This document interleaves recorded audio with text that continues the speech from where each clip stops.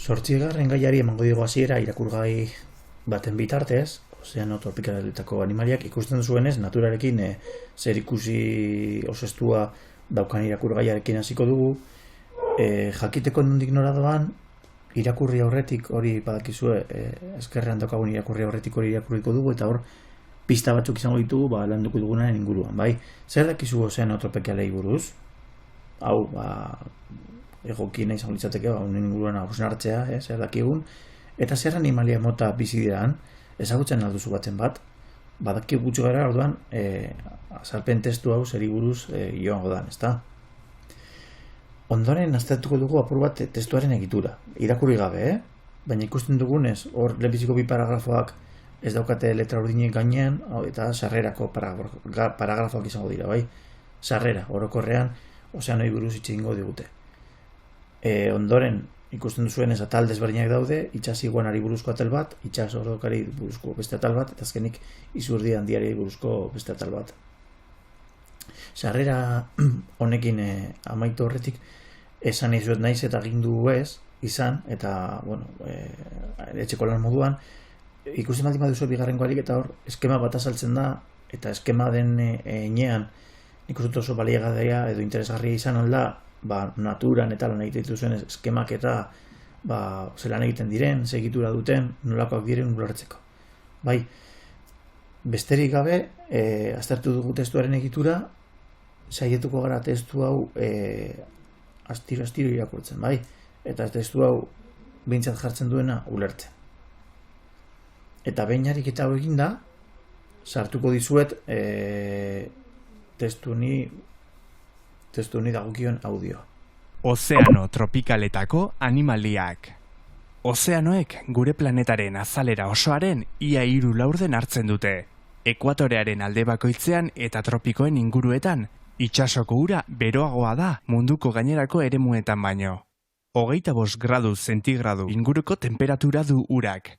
Ozeano bareak, Atlantikoak eta Indiako ozeanoak eremu ekuatorialak eta tropikalak dituzte. Hori dela eta, eremuetan, animalia bizia oso oparoa da, eta izugarrizko garapena izan du. Ozeano tropikaletan, munduko animalia espezierik bitxienetako batzuk bizi dira. Hala nola, itsas iguana, itsas dortoka eta izurde handia. Itsas iguana, espezie endemikoa. Munduan 600 iguana espezie baino gehiago daude. Lehorrean bizi dira denak, itsas iguana izan ezik. Espezie hori, Galapago uharteetako itsasertzean bizi da, ozeano barean. Espezie bat munduko leku bakar batean bizi bada, espezie hori endemikoa dela esaten da. Galapagoak 12 bat uharte dira, eta luzaroan ez da inor bizi izan bertan. Duela 3 milioi urte, animaliak heldu ziren Hego Ameriketatik. Hegan edo urrazaleko adarren gainean. Milaka urtez bizi izan dira isolatuta. Hori dela eta, munduko zeinbait espezie Galapagoetan baino ez daude. Iguana muskarren aidea da. Familia horietako gehienak aragijaleak dira. Itsas iguana ordea belarjalea da. Izan ere, algak jaten ditu batez ere. Urpean sartzen da algen bila, eta 10 minutu egon daiteke arnasik hartu gabe. Ondoratu eta 5 minutura taupaden erritmoa gelditu egiten zaio. Iguanak eguzkipean jartzen dira egun sentitik. Gorputzaren temperatura 30 gradu zentigradutik gora igotzen zaienean itsasoan sartzen dira jateko. Baina urak berehala hozten ditu eta berriz berotzeko irten egiten dira uretatik. Itsas dortoka, narrastirik handiena. Itsas dortokak, itsasoetako narrastirik handienak, antzinako animaliak dira, dinosauroen garaikoak. Izan ere, dinosauro batzuk ur ingurunera egokitu eta itsas dortoka bihurtu ziren. Baina nola nahi ere, narrastien familiakoak dira. Itsas dortokek bizitza osoa ematen dute itsasoan. Ez dira lehorrera joaten, baldin eta arrautzak jartzeko ez bada. Ez dute zakatzik eta itsas azalera atera behar dute arnasa hartzeko. Urpean bizi izatearen ondorioz, ibiltzeko ohitura galdu dute, baita burua oskol barruan sartzekoa ere. Dortoka emeek hondartza tropikaletan jartzen dituzte arrautzak, hango area bero-beroan. Behin hondartza jakin bat aukeratuta, bertara itzultzen dira beti. Harrigarria bada ere, ez dute inoiz hondartza hori zein den eta non dagoen ahazten. Espezie bakoitzak bere hondartza du, eta arrautza kopuru aldakorra jartzen du errunaldi bakoitzean. Batzuetan 10 izan daitezke, eta beste zenbaitetan berriz 100. Itsasdortokek milaka kilometro egiten dituzte janari bila. Batzuk belar jaleak dira, dortoka berdea adibidez, eta algak baino ez dituzte jaten. Beste batzuk, esaterako, larrusko dortoka, haragi jaleak dira, moluskuak eta krustazeoak jaten dituzte. Izurde handia. Hegatsak eta gorputz leuna izatean, izurdeek arrain handien antza dute. Hala ere, ingurune urtarrera ezin hobeto egokitutako ugaztunak dira. Izurde espezie guztien artean, izurde handia ezagutzen da ondoen, eta ikusi ere bere ikusten da sarrien. Izurdeak sonar moduko bat erabiltzen du arrain sardak aurkitzeko. Sonar hori kopetapean dauka, garunean, soinu uinak igortzen ditu. Eta horien oihartzuna itzuli egiten zaio objektu edo animaliaren batekin talka eginez gero. Horrelaxe aurkitzen ditu harrapakinak. Izurdeak taldean bizi dira eta gogoko dute lagun artean egotea. Izurde gazteak amarekin egoten dira 8 urte bete arte. Eta hori denbora luzea da animalien erreinuan. Jakin min handiko animaliak dira. Eta ez diote uko egiten beste animalia espezie batzuekin, naiz gizakiekin harremanak izateari.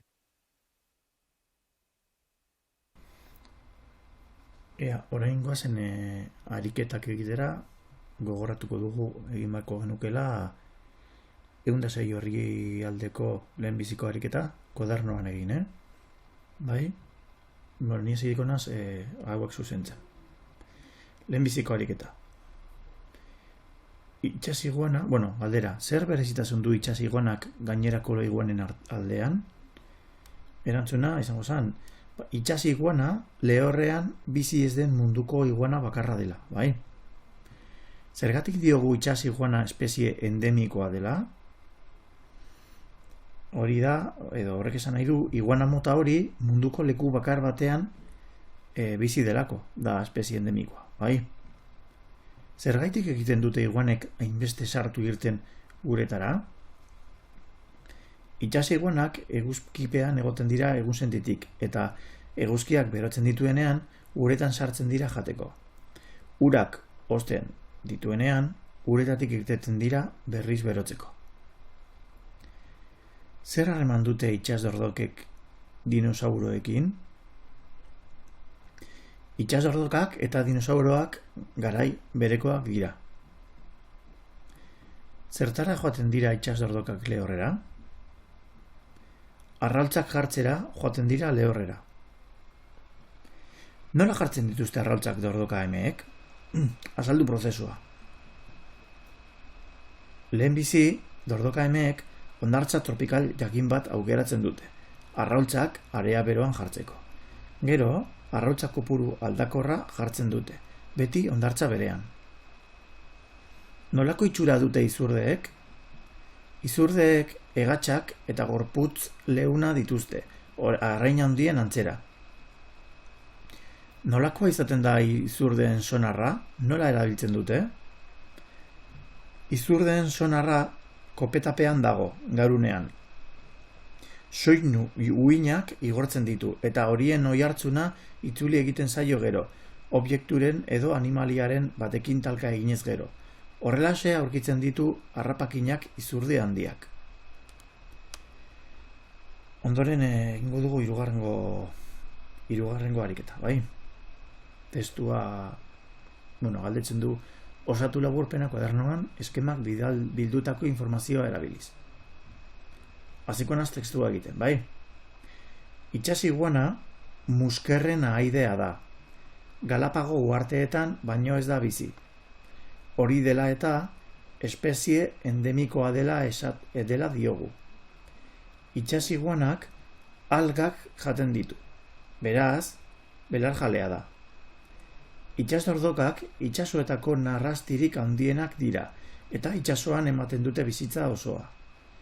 Itsasdordokek milaka kilometro egiten dituzte janari bila. Batzuk belarjaleak dira, eta beste batzuk argijaleak. Moluskoak eta krustazeoak jaten dituzte. Izurdea ingurune urtarrera egokitutako ugaztuna da. Taldetan bizi dira eta gogoko dute lagunartean egotea. Jakin min handiko animaliak dira, eta beste animalia espezie batzuekin eta gizakiekin dituzte harremanak. 8. ariketa egiteko, hau da, egin irakurketa fitxa, bildu informazioa eta osatu kadernoan, 8. unitatea, lehenbizi galdetzea eguna da liburuan izenburuagatik, bai.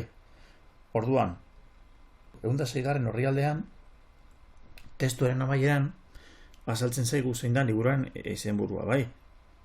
Klima gogorretako animaliak. Tartalo, eta hori da, moldatu jartzen du, Tartalo editorial izango zen, bai, argitaletxea. Ondoren, irakurgaiaren izenburua, printzipioz, azaltzen zaigu 105. orrialdean, bai. Izango zen, ozeano tropikaletako animaliak. Ondoren, gehien harritu zaituena, zuetariko bakoitzak idatzi beharko du irakurri duenetik zer den gehien harritu diona, arreta gehien deitu diona, bai. Eta testuari buruzko bere iritzia edo zure iritzia azaldu beharko duzu.